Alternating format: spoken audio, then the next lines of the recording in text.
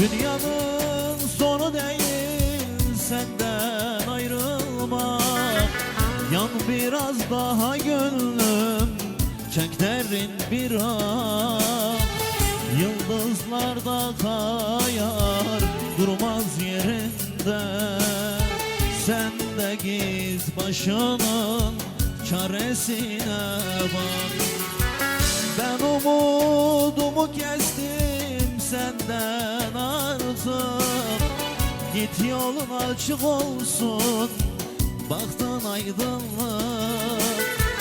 Ellere bahar gelmiş, günleri açmış. Bana zemher yaz, kara kış, kara kış, kara kış.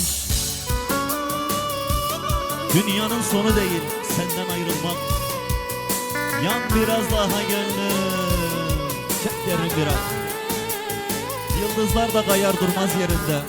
Sen de git, sen de git. Başının çaresine bak, başının çaresine bak.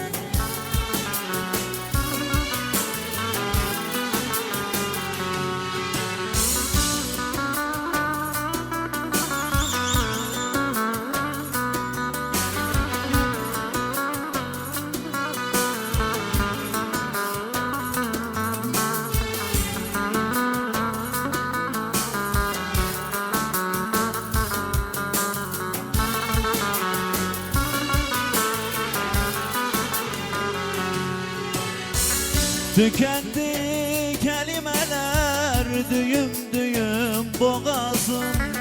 Araflarda kaldım, inan ki çok yalnızım. Lan sen de geldin gittin, beni mi buldun?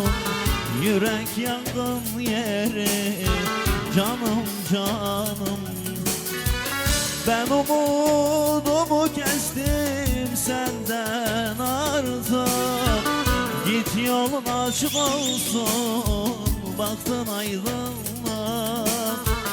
Ellere bahar gelmiş, günleri açmış. Bana zemher yaz, kara